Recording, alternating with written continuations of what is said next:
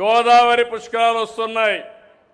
మూడోసారి ముఖ్యమంత్రిగా నేనే పుష్కరాలు నిర్వహించబోతున్నాను. ఇది నా అదృష్టం.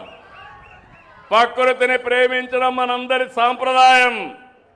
మళ్ళీ హామీ ఇస్తున్నా, ఈసారి గోదావరి పుష్కరాల్ని బ్రహ్మాండంగా చేస్తూ ఈ ప్రాంతంలో అన్ని అభివృద్ధి కార్యక్రమాలని పూర్తి చేసే కార్యక్రమానికి శ్రీకారం చుడతాం.